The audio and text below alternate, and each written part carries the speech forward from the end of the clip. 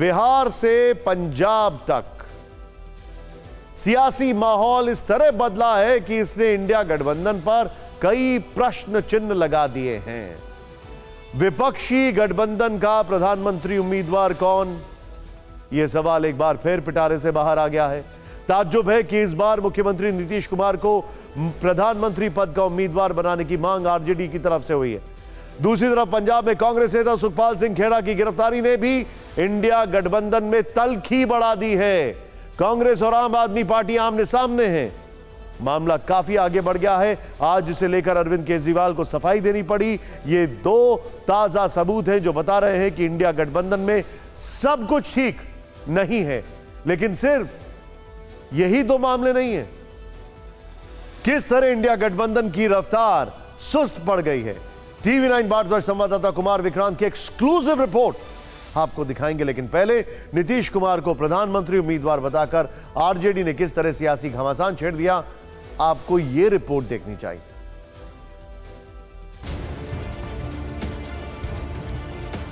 यह तस्वीर पटना के फुलवारी शरीफ की है।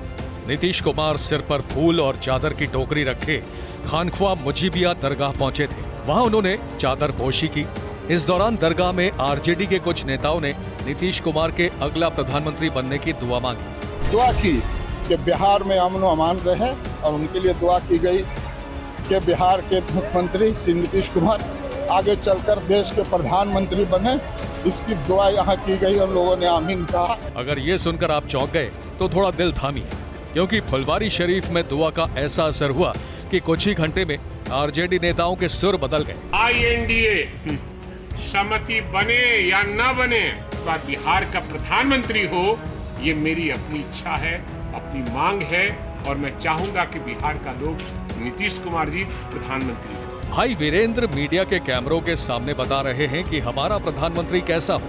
वो आरजेडी के छोटे नेता नहीं है, लालू यादव के करीबी है, इसलिए उन्होंने ऐसे ही हवा में कोई बात कह दी होगी, ऐसा नहीं लगता। तो फिर सवाल है कि क्या ऐसा बयान लालू यादव के इशारे पर दिया गया या फिर लालू यादव ने राजनीति की कोई टेढ़ी चाल चल दी है। सवाल इसलिए भी उठ रहे हैं क्योंकि कुछ दिनों पहले तक लालू ही थे जो राहुल गांधी को विपक्षी गठबंधन का दूल्हा बता रहे थे।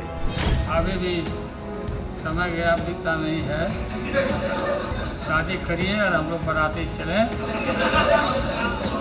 और शादी करिए, बात मानिए। राहुल गांधी जी को भी हम काफ़ी मजबूती के साथ विश्वास हम लोग दिलाते हैं कि हम सब एकजुट हो करके अपना कुछ नुकसान करके भी हम लोग इंडिया को, ये संघ है, हम लोग जिताएंगे और मोदी को हटाएंगे। तो अचानक इस पलटी के क्या मायने हैं, ये सोचकर इंडिया गठबंधन में खुद को प्रधानमंत्री पद का उम्मीदवार मानने वाले भी चकरा गए हैं। तो हमेशा एक ही स्टैंड रहता है कि हमें ऐसी व्यवस्था तैयार करनी है कि इस देश के 140 करोड़ लोग एक एक आदमी फील करे कि वो प्रधानमंत्री है। हमें लोगों को एम्पावर करना है, हमें किसी एक व्यक्ति को एम्पावर नहीं करना है। भाई वीरेंद्र की बातों पर आरजेडी ने मोहर लगा दी। प्रवक्ता मृत्युंजय तिवारी ने और लंबी लकीर खींच दी। कोई दुआ कर रहा है तो इसमें कोई बुराई है नहीं। एक बिहारी होने के नाते हम लोग भी चाहते हैं कि बिहार से कोई प्रधानमंत्री बने। आदरणीय नीतीश कुमार जी में वो क्षमता है, वो योग्यता है, वो अनुभव है, वो प्रधानमंत्री बने। फुलवारी शरीफ में चादर पोशी और आरजेडी नेताओं के बयानों ने बिहार की राजनीति में नई हलचल पैदा कर दी। बीजेपी ने नीतीश कुमार बनाया और आज मुख्यमंत्री अगर हैं तो बीजेपी का एहसान मंद रहे। आरजेडी का लोकसभा में एक भी सांसद नहीं है, इसलिए विरोधी प्रधानमंत्री वाले बयानों पर तंज वाले तीर छोड़ रहे हैं। लोकसभा में आरजेडी का 0 लेकिन प्रधानमंत्री से नीचे ये लोग बातें नहीं करते। प्रधानमंत्री कौन देश का होगा ये तय करेंगे। आरजेडी ने नीतीश कुमार को प्रधानमंत्री उम्मीदवार बताकर कांग्रेस को भी टेंशन दे दी है, क्योंकि कांग्रेस के नेता लगातार राहुल गांधी को पीएम मटेरियल बता रहे हैं। प्रधानमंत्री की कुर्सी इंडिया गठबंधन की मजबूती के रास्ते का बड़ा रोड़ा बन गई है।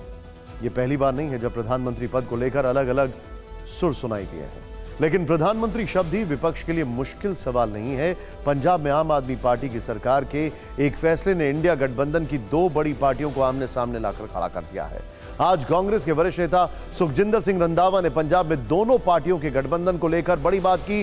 रंधावा ने कहा, आम आदमी पार्टी से कोई गठबंधन नहीं होगा। दिल्ली में भी कांग्रेस के नेता अकेले 7 सीटों पर चुनाव लड़ने की तैयारी कर रहे हैं। स्थिति यह है कि कांग्रेस के नेता आम आदमी पार्टी पर निशाना साध रहे हैं, लेकिन केजरीवाल स्थिति कंट्रोल करने की बात कह रहे हैं। जिन्ना क्या है उन्ना चिर अलायंस नहीं होते, जिन्ना चिर सानू सपोर्ट नहीं करते तुसीं पार्लीमेंट। ये हुण अलायंस करनी साडे ते प्रेशर पा रहा, इहो जिही चीज़ां साडी पार्टी इन्हां चीज़ां तो डरदी नहीं, साडा अलायंस नहीं होएगा ना देता। इंडिया अलायंस के प्रति कमिटेड है और आम आदमी पार्टी बिल्कुल किसी भी हालत में इंडिया अलायंस से अलग नहीं होगा और अलायंस के धर्म को निभाने के लिए हम पूरी तरह से कटिबद्ध हैं। इंडिया गठबंधन को सबसे ज्यादा मुश्किल 5 राज्यों में पश्चिम बंगाल, उत्तर प्रदेश, केरल, पंजाब और दिल्ली। केरल को छोड़कर बाकी 4 राज्यों में कांग्रेस इस वक्त कमजोर स्थिति में है। पश्चिम बंगाल और उत्तर प्रदेश में तो कांग्रेस चौथे नंबर की पार्टी है।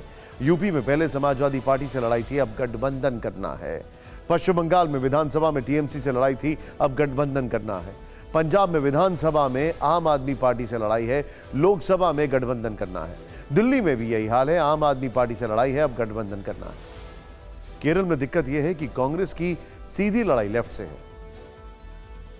आज की तारीख में इंडिया गठबंधन की स्थिति 9 दिन चले 2.5 कोस जैसी दिख रही है, क्योंकि पटना, बेंगलुरु और मुंबई की मैराथन बैठकों के बाद सिर्फ नाम इंडिया और कोऑर्डिनेशन कमेटी सहित 1-2 कमेटी का ही गठन हो सका है। गठबंधन क्या कि मुंबई बैठक में तय हुआ था कि समन्वय समिति, प्रचार समिति समेत तमाम समितियां बैठकें करके रणनीति बनाएंगी और जमीन पर गठबंधन मोदी सरकार से लड़ते हुए नजर आएगा। लेकिन 13 सितंबर को शरद पवार के घर समन्वय समिति की बैठक के बाद से सब ठंडा पड़ा हुआ है। टीवी 9 भारत संवाददाता कुमार विक्रांत की एक्सक्लूसिव रिपोर्ट आपको दिखाते हैं, जिससे आपको पूरी बात समझ में आ जाए। 13 सितंबर को समन्वय समिति की पहली बैठक में जोर शोर से ऐलान किया गया था कि अक्टूबर के पहले हफ्ते में भोपाल में गठबंधन की बड़ी साझा रैली होगी। लेकिन विधानसभा चुनाव में सीट बंटवारे पर पेच फंसने के बाद इस साझा रैली को लेकर कोई जानकारी नहीं है। 18 जुलाई को बेंगलुरु की बैठक में इंडिया गठबंधन के लिए एक सचिवालय बनाने की बात हुई। इसकी जिम्मेदारी कांग्रेस को दी गई, लेकिन अब तक ये ठंडे बस्ते में है। कहा जा रहा है कि ये फिलहाल समन्वय का काम कांग्रेस अध्यक्ष के घर से किया जा रहा है। 13 सितंबर को शरद पवार के घर समन्वय समिति की बैठक में 14 में से 13 मेंबर ही पहुंचे। सीपीएम की तरफ से कोई नहीं आया।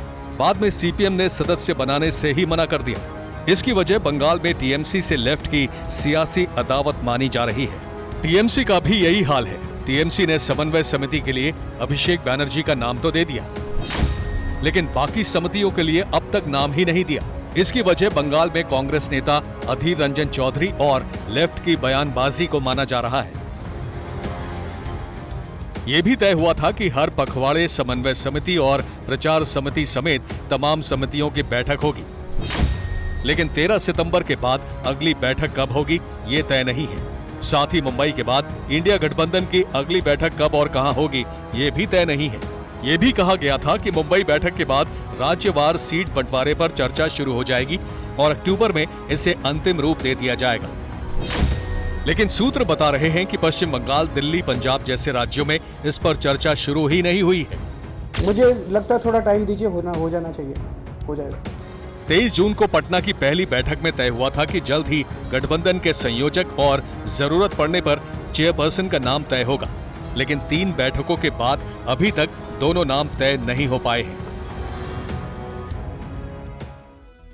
इंडिया गठबंधन में कई मोर्चों पर संग्राम है। सबसे ज्यादा खटपट कांग्रेस और आम आदमी पार्टी, कांग्रेस और टीएमसी, कांग्रेस और डीएमके, कांग्रेस और लेफ्ट पार्टियों के बीच है।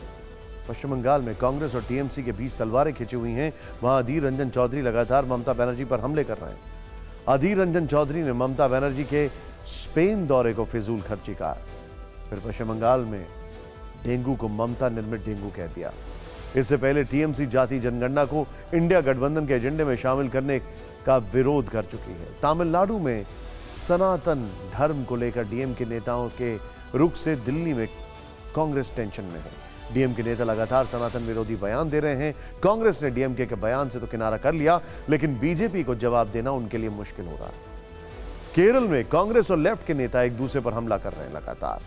केरल के मुख्यमंत्री पिनरई विजयन ने कांग्रेस पर विरोधियों के खिलाफ सोशल मीडिया के दुरुपयोग का आरोप लगाया। वायनाड सीट को लेकर भी कांग्रेस और लेफ्ट आमने सामने। सीपीआई के राज्यसभा सांसद पी संतोष कुमार ने कहा, राहुल गांधी को वायनाड से नहीं लड़ना चाहिए।